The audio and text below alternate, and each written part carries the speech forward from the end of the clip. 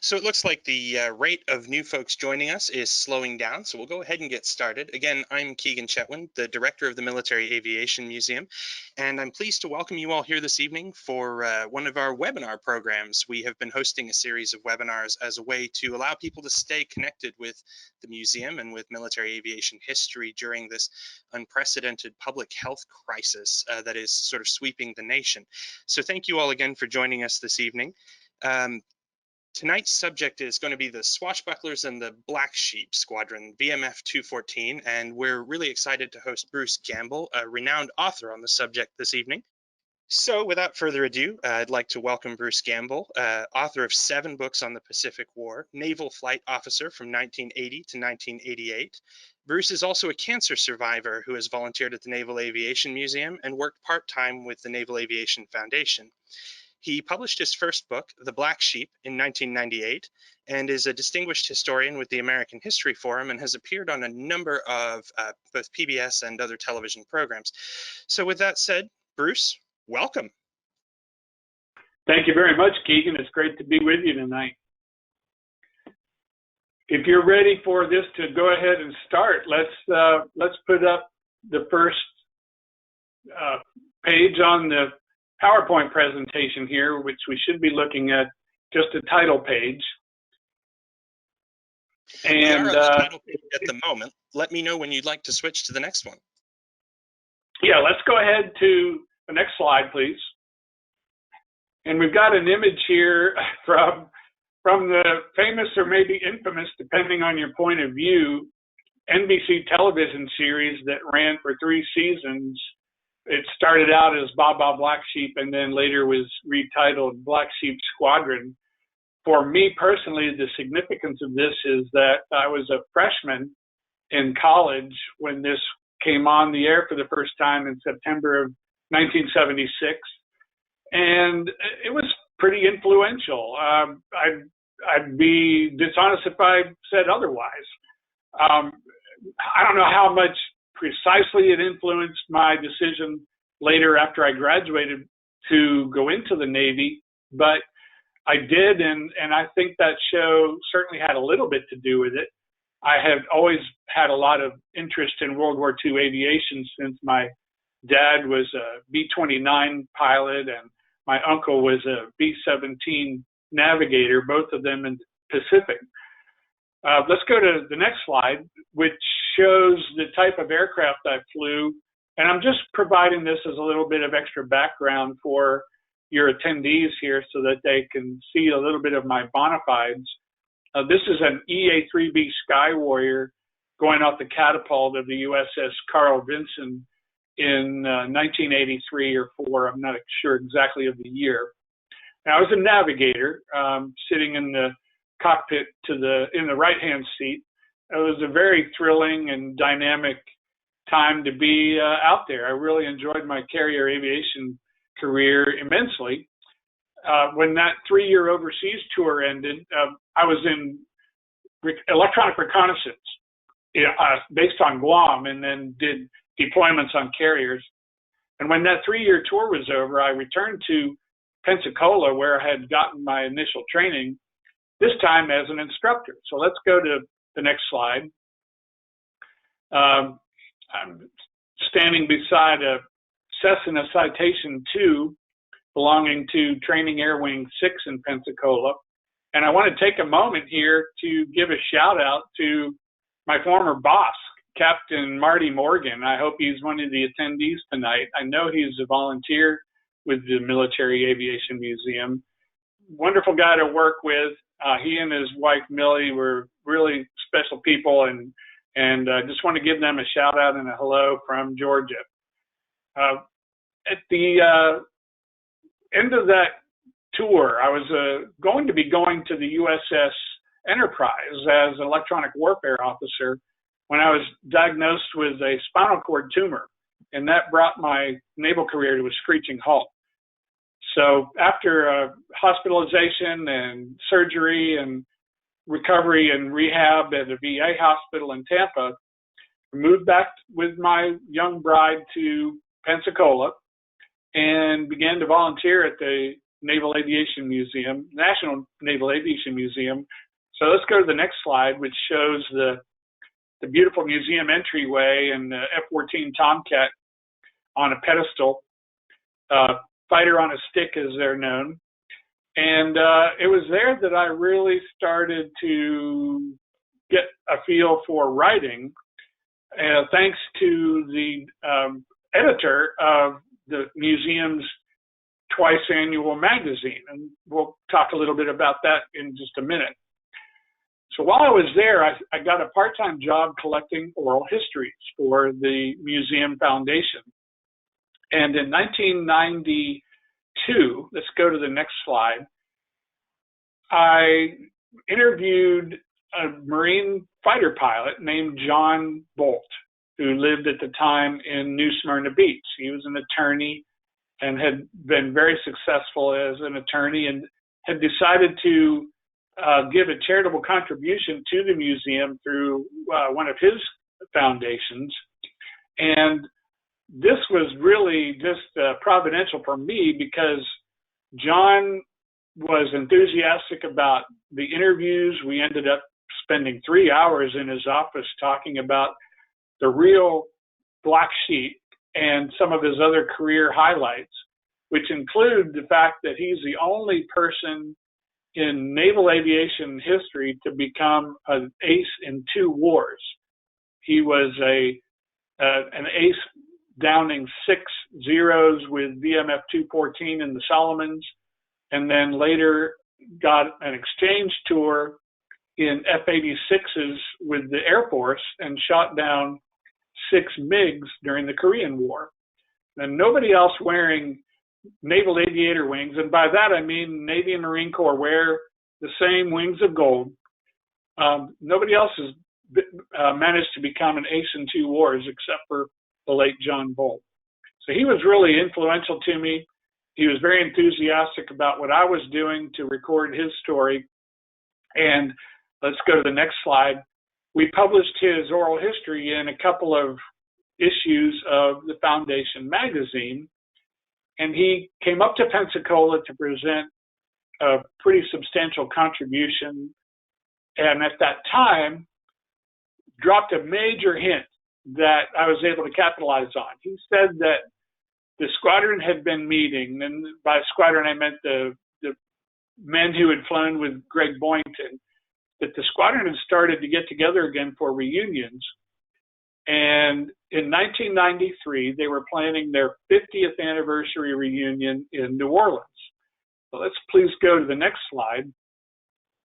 And if we're all married up here, this should be an image of 22 distinguished looking gentlemen, most of them wearing blue blazers with the VMF 214 patch on it. These are the men who came to New Orleans for the 50th anniversary reunion, and I want to highlight just a couple of them.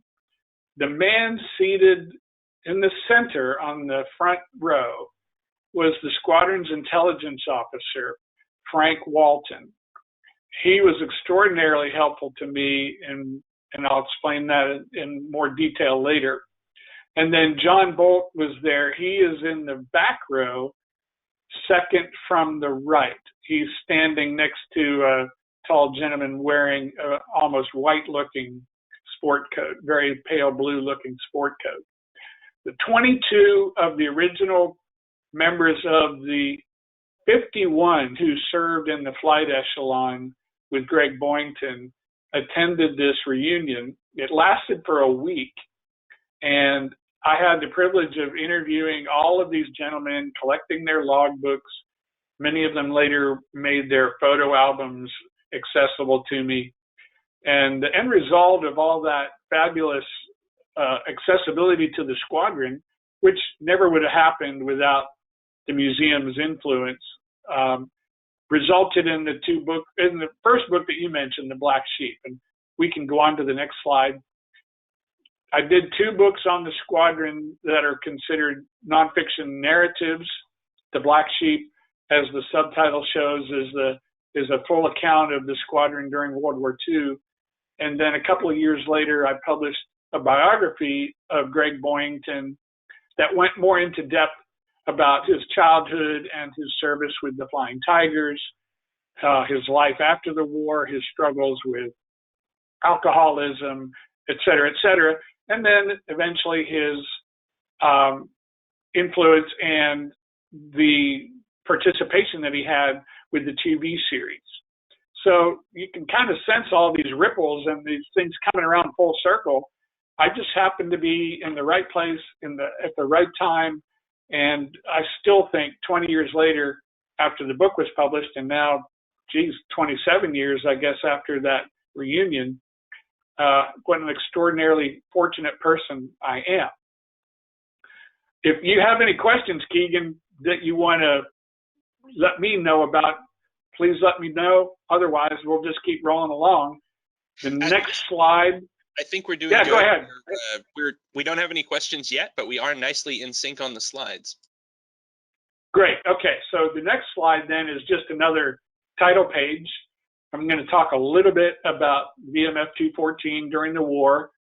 And we'll start out, next slide please, with what was going on at the time that the war started and why VMF 214 was commissioned.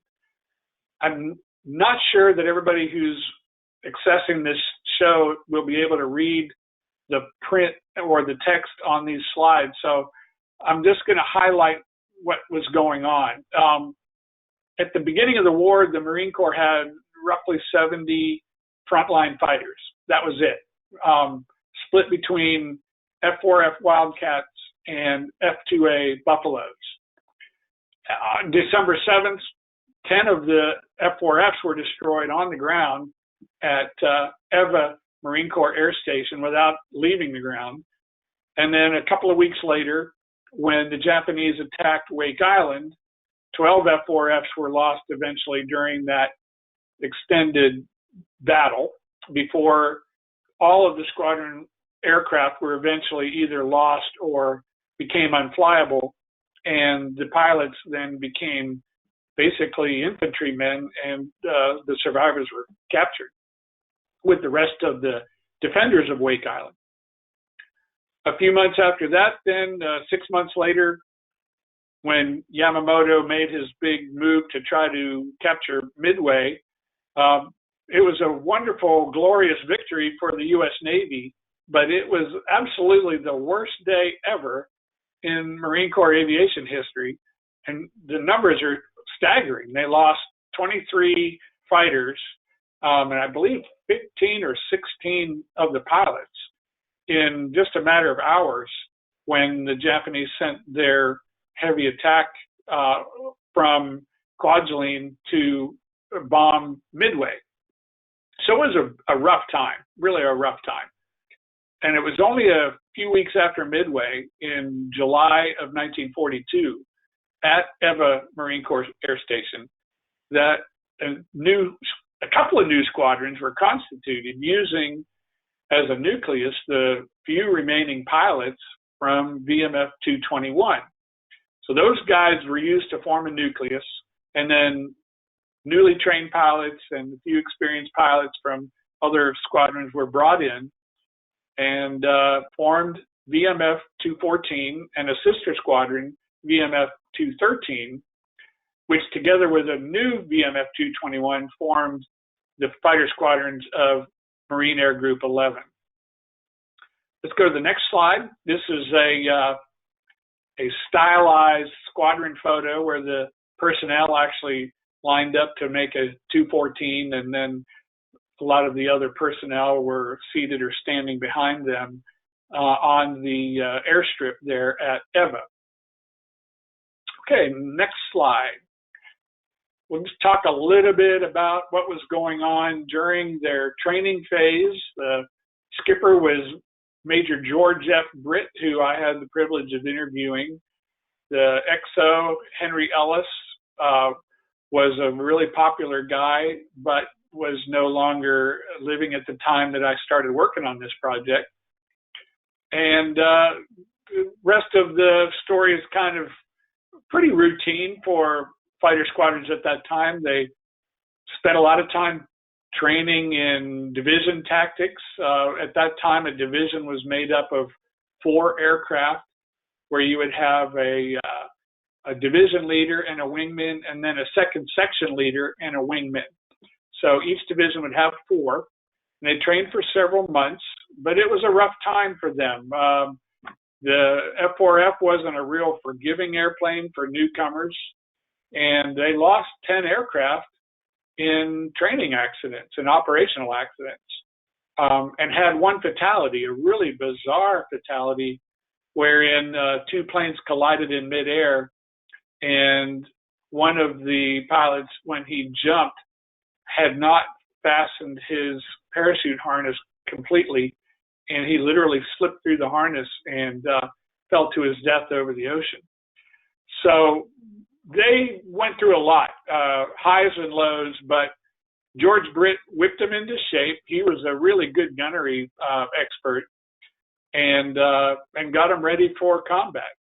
Let's go to the next slide. It shows a couple of actual squadron photos, one of the F-4Fs there. These were the 4-gun versions, the F-4F-3s. And over on the right, you can see one of the pilots. To be honest with you, I'm not quite sure if I remember which guy this is, so I'm not going to misname him. But you can see what they would wear for flying clothing during non-combat flights, during that training phase. They would just wear their everyday workday khakis and then throw on a Mae West and a helmet and goggles, strap in and fly. And there weren't very many rules and regulations in those days.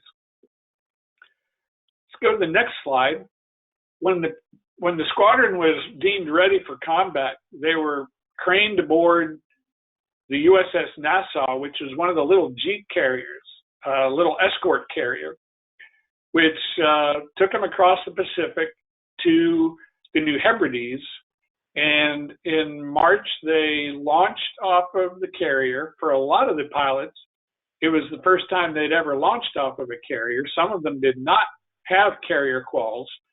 The good news was they didn't have to trap aboard. They just had to ride the catapult shot and hopefully get off the ship. And then they flew to Espiritu Santos to land. And that's where they spent the next few weeks gearing up. Go to the next slide, please, which is a map of the Southwest Pacific area. And it shows the lay of the land in 1942, the spring of 1942. If everybody's seeing the screen properly, you should be able to see a large area of kind of a pinkish shaded region to the north and to the west, which represents all of the territory occupied by the Japanese as of March of 1942. And what's really kind of outstanding about the image here is that you can see how close they were to Australia. They already had occupied most of New Guinea and most of the Solomon Islands, and they're just outside of that band of their occupied area. You can see the New Hebrides just to the southeast of the Solomon Islands. And that's where VMF 214 and MAG 11 and the other squadrons there geared up to go into combat. The battle for Guadalcanal had already ended by the time they got out to the New Hebrides. And let me correct myself, this is now the spring of 1943. I said 1942, but actually by the time the USS Nassau catapulted the squadron off, it was March of 1943. So the battle for Guadalcanal was already over. Let's go to the next slide, which shows another map focusing a little bit closer on the Solomon Islands. Guadalcanal has a red ring around it down in the southeastern part of the map. And then right in the center up to the north is Rabaul, the big Japanese fortress, which was 650, give or take, statute miles from Guadalcanal. And then down to the southwest is Port Moresby, which was the last holdout for the Allies, and the battle for New Guinea was well underway at this point as well. So right now we're talking about the Allies occupying Fort Moresby and Guadalcanal, which are both kind of on opposite sides, but south of Rabaul. And this is about the time that Admiral Halsey comes into the scene to start his big push for island hopping. But before he can do that, they first have to survive the last attempts by Admiral Yamamoto to seriously damage the Allied holdings at Guadalcanal. So the next slide has a beautiful image of F-4F Wildcat having just downed a D-3A Val dive bomber over Guadalcanal. This occurred on April 7th of 1943 during Admiral Yamamoto's final offensive. They sent hundreds of aircraft to try to attack Guadalcanal, dive bombers, torpedo planes, you name it, lots of Zero escorts. But thanks to coast watchers and decent radar, Americans and maybe in a few Kiwi squadrons, New Zealand squadrons, were able to put up a pretty stout fighter defense. And this was the combat debut for VMF 214. And they claimed in this one 7 victories and lost 2 aircraft. Let's go to the next slide. They didn't lose any pilots, but they did lose 2 aircraft. One of them was this one, which has a great big 20 millimeter cannon hole right inside the side number, right in front of the national insignia. And that's the flight surgeon, Dr. Kraft, posing on the wing. The other plane lost was shot down over the water, but the pilot was recovered. The next slide shows another side image of the plane that was able to crash land at Fighter Strip 1 on Guadalcanal. And as you can see here, it tore up quite a bit of the pure steel planking. And as was typical of that time, if a plane crash landed, it was stripped for parts, sometimes almost before the engine had time to cool off. So right here we see some maintenance personnel, mechanics, already starting to loosen panels, and they'll drag the plane out of the way and salvage everything that they can to keep the other planes flying. Let's go to the next slide. There was no further combat per se for VMF 214 during that first combat tour, which lasted about 6 weeks, after which they went on R&R for a little while down to Australia. And when they came back to the New Hebrides, they transitioned into the F4U Corsair for the first time. Most of these, if not all of them at that time, this would have been June of 1943, were the birdcage version, the F4U-1. And this was a painting by Captain Bob Rasmussen, who at the time was the director of the National Museum of Naval Aviation, and did this painting for a coffee table book that I did on the Black Sheep that was published in 2012. Great guy, former Blue Angel, flew F-8s in Korea, flew F-8s in Vietnam, and refused to have any compensation for this painting. It was a gift for the book, and I'm really grateful for that. Let's go to the next slide, please, which will highlight a little bit of the second combat tour for VMF 214, and this is when they picked the name for themselves. They were flying the Corsair, and one of the members of the squadron, a guy named Harry Holmeyer, was a graduate of Yale and had all kinds of artistic capabilities, and he came up with the squadron name basing it on the Corsair. He said, you know, Corsairs used to be the fast fighting ships used by the Barbary pilots. And so, you know, let's call ourselves the swashbucklers. And everybody loved the idea. They drew up a patch, an insignia, and then had the patches made the next time they went down to Sydney, Australia for R&R. They had considerably more combat. Let's go to the next slide, which shows one of their new members. We'll talk about him a little bit here. He didn't become famous so much while he was with 214, but he became really famous later on. This is Bob Hansen.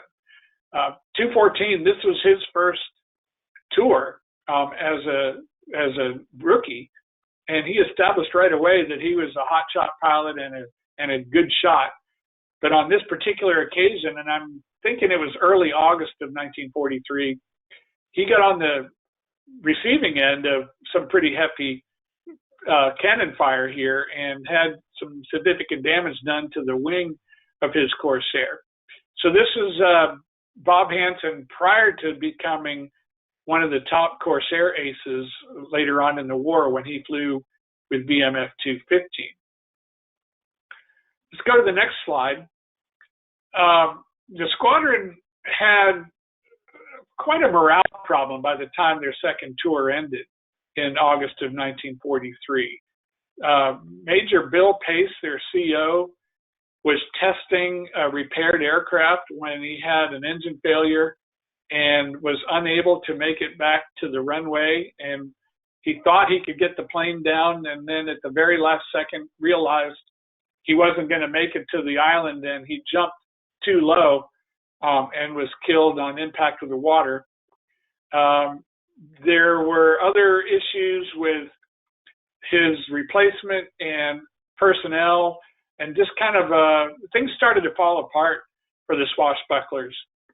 They also suffered a lot of malaria and dysentery, and their living conditions were quite poor when they went to the forward area called Munda Airstrip on New Georgia. Shortly here, we'll see a photograph of that area, and you'll understand why the conditions were so bad and why their morale was poor. But as the text box shows here, the pilots had to obligate to these tours, and the squadron was actually disbanded at the end of August, mainly because another guy had come along and had gotten approval to form an ad hoc or a back channel squadron using replacement pilots who were available for duty in what they called the replacement pool. And Bull Halsey really needed a squadron at that time. He had just finished the New Georgia campaign, and he was gearing up for a really big campaign in the island hopping scheme for the invasion of Bougainville. And he was shorthanded because a lot of the other Corsair squadrons had finished their obligated combat tours and were actually headed back to the States. So the timing was bad. Therefore, Halsey approved this back channel method of creating a squadron from the available replacement pool, and they gave the number 214 to Boyington to form a new squadron. Let's go to the next slide. Just a good portrait of Greg Boyington, looking kind of surly, which was kind of his MO part of the time. He had been with the Flying Tigers in late 1941 and early 1942, then had left the Tigers under kind of a dark cloud in April of 1942 and made his way back to the U.S., was actually parking cars in a Seattle garage for a few months, trying to get called up back into service, and eventually was reinstated in the Marine Corps as a major in the reserves, and then went over to Guadalcanal and became the executive officer of VMF 122. And the reason I mentioned that he was reinstated is because he had actually given up his commission, like all the other 100 pilots who were selected for the American Volunteer Group when they formed that gang. all of them had to relinquish or give up their commission in order to go to work for a company that was a front called Camco.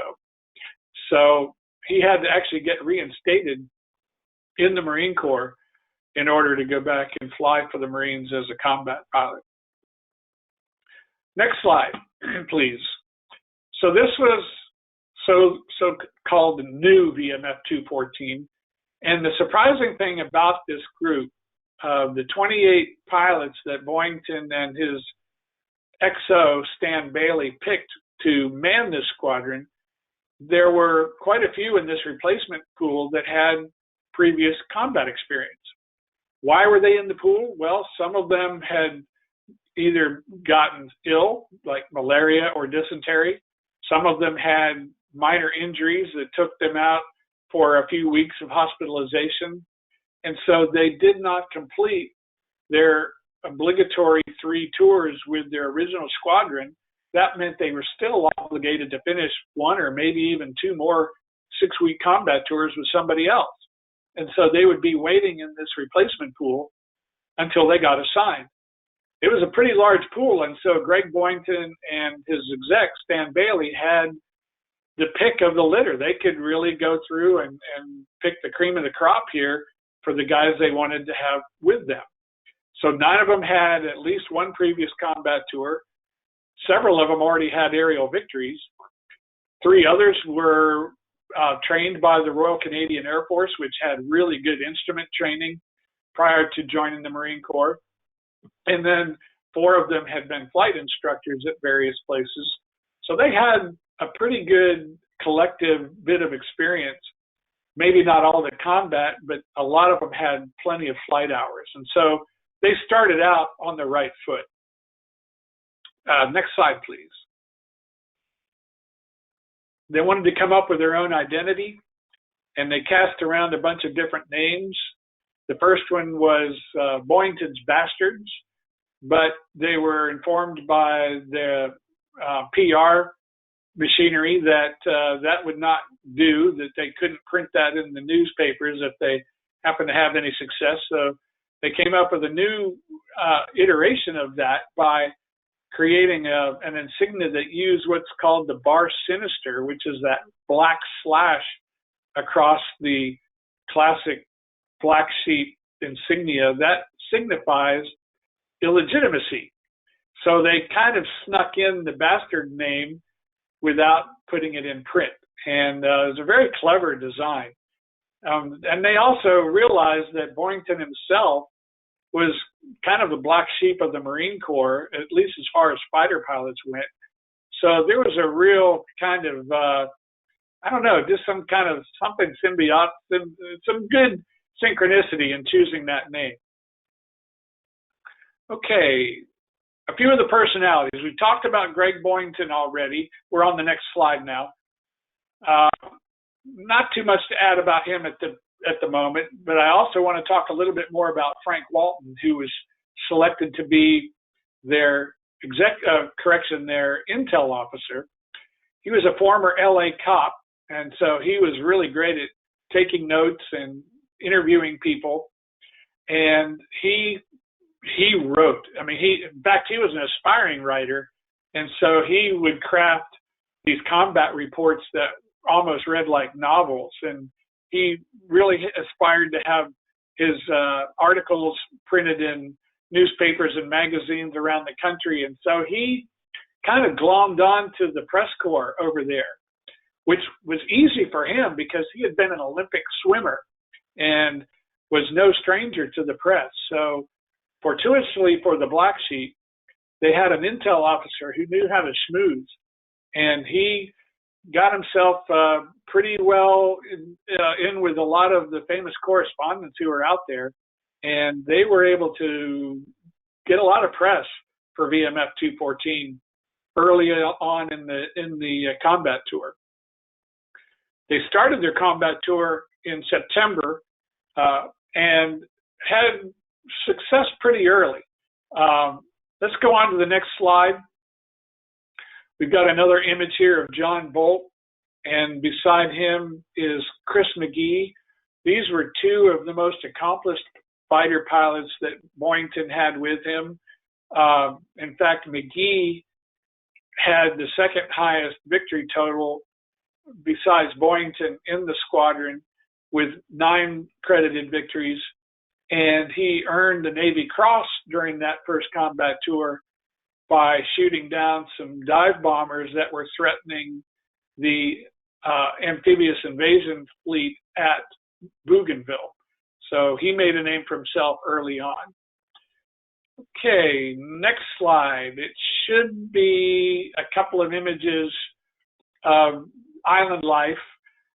The first page that I have here shows their hard shell, what they call Dallas huts, which are made out of plywood, and most of them even had electricity. They had hinged flaps to let in the air when it wasn't pouring rain.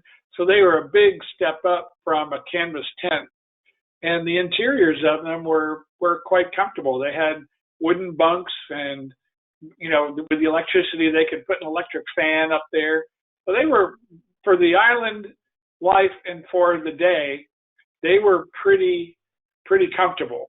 Certainly a lot better than most infantry and ground personnel ever got to experience in any of the theaters in World War II. But let's go on to the next slide for a comparison. As I mentioned before, Munda airstrip on New Georgia was abysmal, and this shows why. On the left, we see one of the pyramidal tents, which is just, you can almost see it decaying from the rot in the jungle there. And over on the right is an image of this absolute destruction of the entire peninsula around the airstrip, which was a result of months of naval bombardment and aerial bombing, which just turned it into almost a lunar landscape with big old bomb craters and shell craters everywhere. All the trees were denuded. There were unburied bodies. And so this led to really horrible sanitation conditions. And that was one of the reasons why the swashbucklers had experienced so much dysentery. And it existed also with the Black Sheep, although to a lesser extent, because they were able to, I think, correct or prevent it with prophylactic Atibrin as a medication. So life there wasn't very pretty, at least in the forward area. Some of the other images that I have on the next slide talk about the esprit de corps that they shared. And for some reason, those 28 pilots that Boyington and Stan Bailey picked, they really clicked with each other. They formed friendships that endured for their entire lives. On the left is Tom Emmerich and Ed Harper in swim trunks. Over on the right, we have Bruce Matheson, Jim Hill, and Chris McGee. Jim Hill is wearing shorts, which he would not have worn in the cockpit. They were just posing for that photo for a photographer. And then on the lower center photo, we have several of Boyington's pilots who've got Henry Bourgeois on the left, Virgil Case, who did not survive the tour, standing next to Boyington, who's in the middle, and then Don Fisher and Bill Case to the right. And they just had this really neat relationship with each other and with Boyington, whom they highly respected, although they often, they often had raised eyebrows over his alcoholism. And so let's go to the next slide. They really partied hard out there in the islands. Boyington was the instigator a lot of the times. In fact, there was a famous episode where he took a ball peen hammer and knocked the lock off of the footlocker where Doc Reams kept his medicinal brandy. And so they raided the Doc's footlocker and mixed up all kinds of concoctions with it for Christmas Eve or New Year's, I'm not sure which. But this photo on the left shows them just carousing, singing one of their bawdy kinds of songs that so many military organizations sing.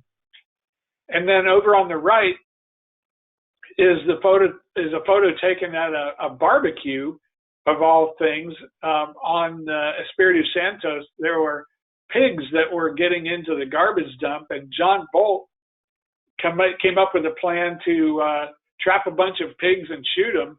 And so they had this massive barbecue with 6 or 8 whole hogs, and somebody corralled a bunch of beer. And this was the Black Sheep. They loved to play when they weren't doing what they were there to do. Let's go on to the next slide, and it's called "Getting Down to Business for a Reason." This was why they were out there. Excuse me. They had a lot of combat missions. They either had patrols over Bougainville for defense, or they went on fighter sweeps. And one of my favorite photos from the squadron shows a whole bunch of them piled on to a sagging Jeep, which would give them a ride out to the flight line. The driver is an AP correspondent, a combat correspondent, and then you have 8 pilots, and then all the way in the back, it's hard to see him, but wearing a ball cap is Diamond Jim Reams, the flight surgeon for this group. So this is the typical thing. They would have 2 divisions of 4 pilots each go out on a patrol or out on a mission, and that's why you have 8 pilots here, plus the combat correspondent and the flight surgeon just kind of escorting them out there. The other photo shows a lineup of Corsairs at Espiritu Santo fighter strip, which was called Turtle Bay, by the way. It's a really beautiful shot of all birdcage Corsairs taken in the summer of 1943. Let's go to the next slide, which just really highlights some of the beauty of the Corsair in flight. And all of these photos, by the way, are from VMF 214, either from pilot scrapbooks or from Frank Walton's large photo collection. So these are VMF 214 aircraft. It's hard to say which side numbers in a lot of cases, but they came from the squadron's archives. Move on down to the next slide, which is a really pretty color photograph of an F4U-1, which now has the bubble canopy, taxiing on pure steel planking. And I believe this was taken at Torquemada fighter strip on Bougainville. The next slide will show a bit of a comparison between the primary adversaries. Almost all of the aircraft faced by VMF 214 were variations of the famous Japanese Zero. They were either the A6M5 Zeke or the what was the clipped wing version? All of a sudden I'm dropping the name here. But they either flew against the clipped wing version or the upgunned version of the Zero, and they were good aircraft, but the pilots were starting to drop off in skill level by this time. And so when you look at the comparisons, you can kind of see why by this time of the war, the Corsair, if it was flown right, had a distinctive advantage. Armament being the 650 caliber machine guns that were bore sighted for a couple of 100 yards. As one of the pilots pointed out, those 6 machine guns could cut a railroad boxcar in 2. It had a much more powerful engine, a significantly higher airspeed at sea level, a significant weight advantage, and then a couple of really important issues when it came to protecting the plane and pilot. The Corsair had self-sealing fuel tanks and armor for the pilot, both under the seat and behind the seat. whereas the Zero, to save weight, which is part of the Japanese philosophy, had neither self-sealing fuel tanks nor pilot armor. So it only took a few incendiary hits in some cases to get those planes to catch fire. The tactics were pretty simple. The Marines and the Navy pilots who were flying the Corsairs and the Hellcats and so forth really couldn't turn with the Zero in most cases unless they were at high speed. So their predominant tactic was to get the advantage of altitude and then dive on the enemy in a shooting gunnery run, a firing gunnery run, coming down in a dive, and then pull away at high speed before the enemy pilot could get behind them, and then work their way out from under the fight and climb back up at a distance and re-enter the fight if they could. But a lot of times those aerial battles just evolved into free-for-alls, and in many cases a pilot might get only one gunnery run if he got any at all. So it was very unpredictable as far as how these gunfights would play out. But if a Marine could get behind the Zero and he would keep his cool, they were not that hard to shoot down. As John Bolt put it, they were just out there to assassinate the enemy pilots. It wasn't. There was no chivalry about it. If they could get in behind the guy taking off, and he was helpless, just taking off from his own runway, all the better. There really was no quarter asked and none given. Next slide will show a list of the accomplishments of the Black Sheep under Boyington during their 2 combat tours. There's probably not a whole lot to add to this. The dates of the tours are there. They were credited with shooting down or destroying 97 enemy planes in the air, 35 probably shot down, 50 others damaged. And all of these are based on official credits, not on the actual Japanese losses. So I want to clarify that these are the official awarded credits based on what Frank Walton mostly would come up with. I mean, it was really up to him for the most part to try to ascertain whether a plane was shot down or a probable. And he would do that by interviewing all the people that he could and hopefully get an eyewitness to second a pilot's claim. But that wasn't always the case.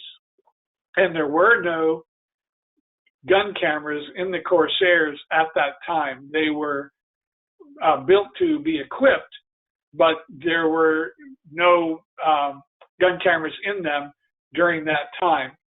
And frankly, Boyington himself was probably the most had the most opportunity to up his own claims because he would kind of go off lone wolfing, and he would come back from combat by himself sometimes claiming 4 planes or 3 planes or one time even 5 planes, and there really was no way to back up those claims. But he was the squadron CEO, and a Marine captain was apt to take Boyington at his word, and that's where most of the official record comes from. I know I kind of digressed there a little bit. Boyington was shot down himself on January 3rd of 1944, and the squadron was broken up then just a few days later and reassigned in the States. So let's go on to the I think I skipped a slide, Keegan. We were on the one with the accomplishments list, and then the one after that. Yeah, that's it. With the grave, that image is actually image of the gravesite of a pilot who was lost on their first tour, who crashed on the island of Kalamangara. And during their second tour, they were able to go back and locate the crash and locate the pilot's remains. And they stuck a Corsair blade in the ground and put some rocks around the gravesite. It was a very poignant scene. But they lost, during the two tours, they lost 9 pilots in combat and 2 more in operational accidents. I mentioned Virgil Ray not surviving the first tour. He was lost evidently in a storm. Just never came back from a flight one day. Boyington himself was captured, as I mentioned, towards the end of the second tour, trying very hard to tie the existing record for fighter victories held by American pilots, which at that time stood at 26. It was the 26 victories claimed by Eddie Rickenbacker in World War I, and the 26 victories held by Joe Foss from his experience on Guadalcanal. And Boyington wanted to tie or beat that record in the worst way. And on the day he was shot down, he was seen to shoot down number 26. So he did at least tie the record, and then after the war claimed that he had gotten 2 more, and that's why he's now credited with having the highest count of 28 among Marine Corps pilots. 6 of the pilots were actually wounded in combat, so their overall casualty rate was pretty significant. And as you can see, they lost 24 Corsairs to all causes, including combat and operational accidents. Several of the accidents were when planes would get off of that pure steel planking into the soft coral on the sides of the airstrips and then flip. I have several really fascinating photographs of airplanes that are either upside down or skidded into a drainage ditch, or for whatever reason just had a bad landing. So that happened quite often. That's a lot of airplanes to lose in a couple of combat tours. Next slide shows the squadron after it was reconstituted in Santa Barbara, California, Goleta Marine Corps Air Station. And they trained for nearly a year before going out on the Franklin. Let's go to the next slide then. They were deployed aboard the USS Franklin for the first big push to attack the Japanese home islands in March of 1945. They did launch a raid or 2 on the first day of combat there, and then on the second day, a Judy dive bomber snuck in through all the radar screen and dropped 1 and possibly 2 bombs on the Franklin's flight deck, starting a fire that was just a terrible conflagration. And many personnel in VMF 214 were lost, either aboard ship or literally blown overboard and drowned. And quite a few, and this included quite a few of the pilots who were in the ready room getting ready for a strike. And other pilots who were actually on the flight deck in aircraft manned up for the imminent strike that was about to be launched. So let's go to the next slide after this that shows, are we on the one that shows the fire, Keegan? Yes, we are. Okay, the next slide is showing all that's left of the squadron. We're talking a full operational squadron with pilots and maintenance personnel, a couple hundred people. There were a few who were aboard hospital ships at this time who had broken legs and burns and so forth, who had been plucked out of the water. But out of the entire squadron, these are the only guys that were left from VMF 214 after the Franklin was bombed and burned. It didn't sink.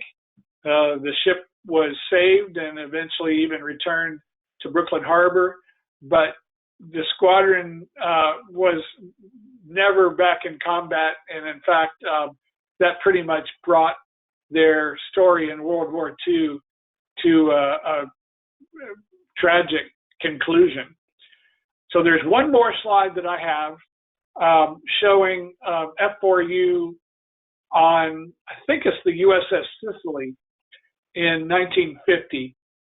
As it turned out, VMF 214 was the first Marine fighter squadron to go into combat when the Korean War broke out. And they actually got there in June of 1950 and launched combat missions from a carrier, and had a pretty rough time of it during the Vietnam War. They spent a lot of time doing close air support, and a lot of their losses came from pilots being shot down at low altitude by communist anti-aircraft fire. And they lost quite a few planes and pilots during the Korean War conflict. I'm going to conclude it here because I'm already coming up on an hour, and I want to make sure we have plenty of time for people for Q&A. So if you don't have a hard close down window, my last slide is just a nice American flag image to say thank you for the opportunity to give this presentation, and then I'll turn it over to you, Keegan, for the Q&A session. Bruce, thank you so much for this incredible presentation this evening. A lot of folks have been dropping statements of gratitude into the question window, just saying how much they really appreciated the time you spent this evening kind of chronicling the history of VMF 214. We do have an early question, though. How were you able to assemble Pappy Boyington's biography that you mentioned earlier when he wasn't, for instance, at that squadron reunion that you attended? Well, that's a great question, and I want to say before I answer that you know, I'm almost apologizing for the fact that I had to run through all these slides and kind of cover so much ground in a short time without really going into much depth.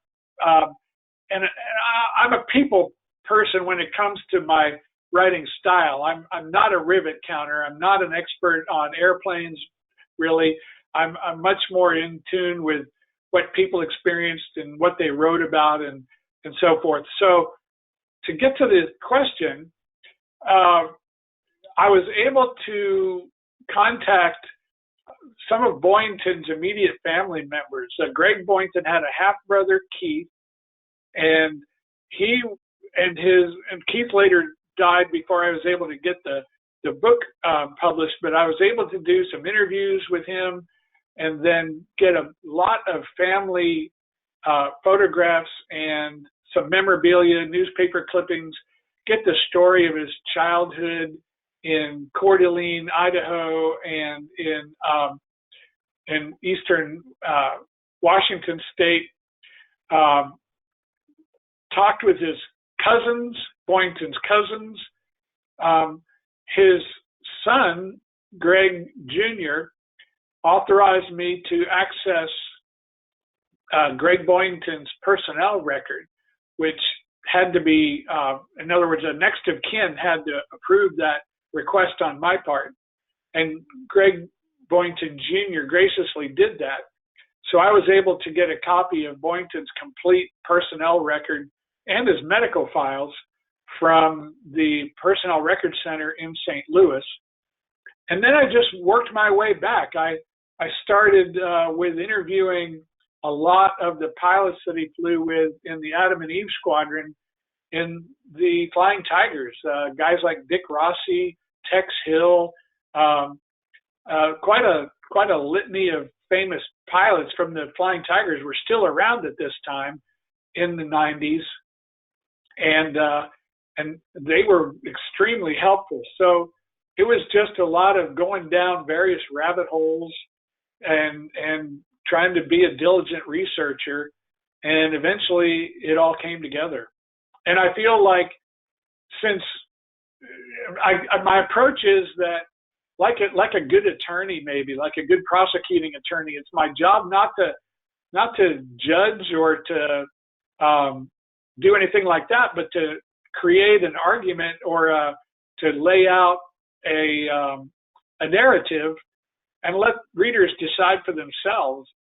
and so my goal is to always have every possible bit of research at my fingertips, and then let the documentation and the voices of the people who knew him intimately tell the story. And I think I accomplished that. I think so as well. Marty says hello, by the way. Our volunteer that you mentioned Oh, earlier nice. is back tuned in. So he wanted me to pass along a message letting you know that he was here. Good. Another question we've got that's been asked is relative to the TV show. So there's one of the first stories I heard when I assumed the position of director here at the museum was that our Corsair was one of the ones in the title sequence for the show. I can neither confirm nor deny that. I just don't know 100% that it's true. But could you maybe comment on some of the aspects of creative license versus reality that you observed specifically with the show? Yeah, that's a really valid point that you bring up. Universal Studios did everybody a huge favor when they decided to try to corral real F4U Corsairs for this show. I think if they had tried to get away with the usual substitutes, which were, T6 Texans or XNJs, the basic Texan that's used in so many military films, if they had tried to use that, I think the show would have flopped. But the fact that they got real Corsairs got a lot of attention from people. As far as literary license, I think that Stephen J. Cannell, who is the principal writer, he's no longer with us, but I think he'd be the first to admit that he used basic tried and true formula for writing the scripts. Fist fights and conflict resolution and just keep it moving. It was an action adventure series. The pilots who actually flew with Greg Boyington said there were three things about the TV show that were accurate. The first one was the unit number, VMF 214. The second one was the fact that they flew Corsairs. And the third one was the fact that Greg Boyington really was the commanding officer. And it was unique in that sense that they made a fictionalized show about a real person and a real unit. But as far as the episodes and as far as their Japanese opponents and the kind of shenanigans that they pulled, and those were just sort of outrageous sometimes at worst. And at best, they really weren't very prototypical. And for good reason. I don't think anybody would have tuned in if they had tried to show, at that point, if they had tried to show how harsh the living conditions were. Now that Band of Brothers has shown that you can make a miniseries as raw and bloody as you can make it in Hollywood, if they were to do that now with VMF 214, I think it would work. But back in those days, so soon after the Vietnam War, people really didn't want to see that. They wanted things kind of sanitized a little bit. So I think that's why they wrote the show the way that they did. And you got to give them credit. It lasted for 3 seasons opposite Charlie's Angels. That certainly is an impressive accomplishment. We've got a question here about the aircraft that made up the squadron. There's obviously a number of surviving Corsairs around the world. There's one here at the Military Aviation Museum. Are you aware of any surviving aircraft that actually flew with the squadron? I don't know that there are any surviving. I do know of an individual who is putting together from the wreckage of a plane that was flown by a pilot in the rear channel in more or less a training scenario. I don't recall the exact, I think it was early October 1st of 1943. The squadron had already been deployed to its first combat tour, and this individual had a fatal crash but there's still no definitive proof showing that that particular bureau number was flown in a combat flight by any of the swashbucklers or Black Sheep. That's as much as I know, and that's not absolute or definitive, but to my knowledge, there aren't any what I would call intact, complete, either museum display or flyable Corsairs that were actual veterans of the MF-214. But there might be one coming down the pike, depending on this rebuild that's going on now. Interesting. We've got a question here relative to the tactics in use by the squadron. Did they continue the use of techniques like the thatch weave that were originally developed for use by Wildcats, or was there something altogether different going on tactically speaking for the Black Sheep Squadron? They did weave, especially when they were flying what they called close cover. They stacked their, and I'll put that on, the codicil or the caveat for that is they flew two different types of primary missions. One was bomber escort, the other was a fighter sweep. When they were flying bomber escort for primarily for B-24s, they, and this would be Army B-24s, they had three levels of cover. Close cover was literally right in and around the bombers, kind of like the line of last defense. Then there was medium cover stacked a couple thousand feet above the bombers, and high cover stacked above that. And the high cover guys could roam around. They were not tethered, so to speak, to the bomber formation.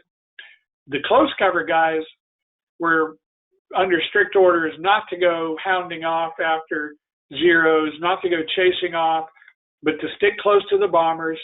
And because of the speed differential, they would weave, you know, side to side. It was almost a version of the thatch weave. And then when they were flying fighter sweeps and doing other things like that, they did weave. I mean, that was the scissors that the weave gives to pilots, really lets each one of them clear the other's tail. And it allows the pilot and his wingman, and in a division, the two sections and their wingmen, to really get a better field of view around them. And one of the drawbacks of the early Corsair was that it had poor rearward vision. The Zero had much better rearward vision. So the thatch weave was one way to offset that poor rear vision that our fighters had at that point in the war. I hope I answered the question. Yeah, absolutely. We've had a bunch of questions come in about Pappy Boyington's capture. Can you talk a little bit about his capture, how he was repatriated, and if the members of the unit knew that he had survived the crash and been taken prisoner? I'm going to start with that part first. The members of the squadron, and in fact, the entire country eventually presumed that Boyington was dead. And that was one of the reasons why he was awarded a Medal of Honor quite quickly after he disappeared. They searched high and low for him out at sea for days and didn't find a trace. So to walk it back to the beginning, he was shot down along with his wingman, George Ashman, on January 3rd. Ashman was killed. Boyington was shot up and managed to ditch and was picked up by a Japanese submarine that took him into Rabaul Harbor. And Boyington was then interrogated, held as a prisoner by the 81st Naval Guards Unit, which is, if you got picked up by the Japanese, you really didn't want to get interrogated by either the Naval Guards units or the Kempitai, which is the secret police. They were pretty brutal. So he was knocked around a lot and kept on the island. But when they realized what a wealth of information he had, he and several other pilots were put aboard a Betty bomber in February and flown to Japan. And one side story of that was the bomber stopped at Truck Lagoon on the way up, and they were there right in the middle of the big attack on Truck Lagoon by Admiral Halsey and his big carrier force. So they were lucky they didn't get killed by their own bombs. But after a few days, then they were transported on up to Japan, and they were held in Ofuna prison, which is an interrogation prison where the conditions were pretty bad. And then later, Boyington was transferred to a Japanese Army POW camp out in Tokyo Bay called Omori. And that was where it was discovered that he was still alive, very close to the end of the war, or in fact, I guess the war had officially ended and drops were being made with resupply missions by B-29s and other aircraft. And somebody actually got up on the roof of one of the POW buildings and wrote in big block letters, "Boyington here." And that was when word got out that Greg Boyington was actually still alive. He'd already been awarded the Medal of Honor at that point, and then he was repatriated shortly thereafter. When he was repatriated, he spent some time in Hawaii, kind of undergoing evaluation and interrogation by intel people. And then when he was flown back to the mainland, a big party was organized. He was flown into Oakland in October, I want to say, or late September. I think it was early October of 1945. And word was already out. And so they got 20 or 21 of his pilots from all over the country. And Chance paid for the whole thing. They went to the Hotel St. Francis in San Francisco and had a bash. I mean, a big party, and celebrated Boyington's return in high style. Okay, we've got a couple more questions here just to kind of round the evening out. One of them is addressing the flying sergeants. We've got a listener who's asked for clarification on exactly what a flying sergeant is and if any of those personnel flew in combat with the squadron. Yeah, are you able to go back to slide at this point? If yep, you are, let me know. It would be on mine. It's showing as slide 13. It's in between that stylistic photo of 214, and it just says VMF 214. It's a text block that shows some of the things that they were doing, and I hadn't. Now I know people were able to read the text boxes okay because I did refer to the flying sergeants. Yeah, at that point, in fact, going back into the 1930s, the Marine Corps had, and the Navy too, they had enlisted pilots. In the Marine Corps, they were known as flying sergeants. And in the Navy, they were called NAPs, or Naval Aviation Pilots. And they would be, senior petty officers or chief petty officers. But there was a shortage of qualified pilots in the late 1930s and at the beginning of the war. And so there were actually some flying sergeants in that first group of VMF 214. All of them received a battlefield commission before the end of that first tour. But one of the flying sergeants was a guy named Alvin Jensen, and he became the first ace in VMF 214. So they, the fact that they didn't have a commission had nothing to do with their skill or whether they were good gunnery experts or whatever. They held their own and also were quite highly respected by the commissioned pilots. I hope that answers the question. If there's more info desired, I'd be happy to try to fill in the blanks. I think it answers the question. Unfortunately, we weren't able to go back to the slide, but we've got a follow-on question here. Are there any living Black Sheep pilots still with us today? Not of the Black Sheep, and I think also there are now no longer any remaining from the Swashbucklers. The last living member of Boyington's Black Sheep was Harry Johnson, who died, I wish I had looked this up, about 3 years ago.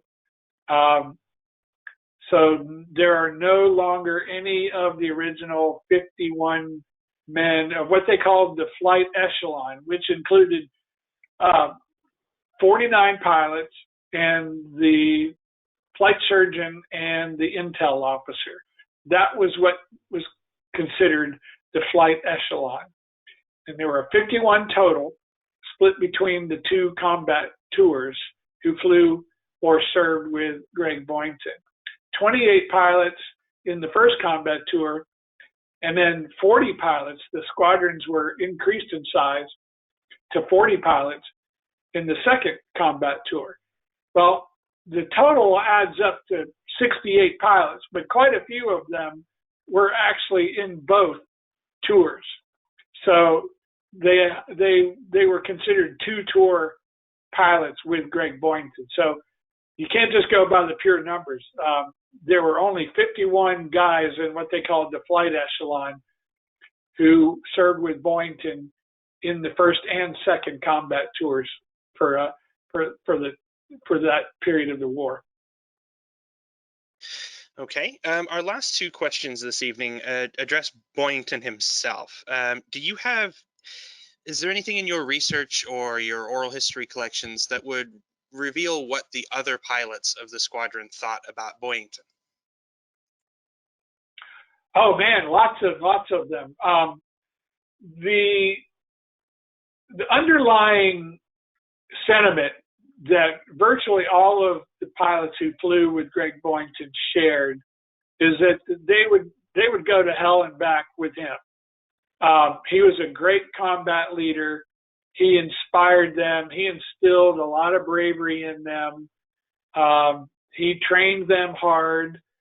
He let them play hard. And they really did admire him. And he was beloved, really, amongst the pilots. But they were also very disappointed in his personal behavior at times. And they were extremely disappointed in the way that he let NBC portray them. And I should say let NBC. He had written his autobiography called Baba Black Sheep in 1958 and really didn't say much about a lot of the pilots that flew with him. It was pretty much about him. And when the TV show was going to come out, he went along with that whole premise that they were misfits and outcasts and fugitives from court martial. I mean, that's how the pilot series, the opening 2-hour movie, set up the whole series, was that these guys were going to be court-martialed if they didn't go and fly this combat tour with Greg Boyington. And so they got this reputation, the real pilots, I should say, got this undeserved reputation because of the myths and the misinformation from the TV show.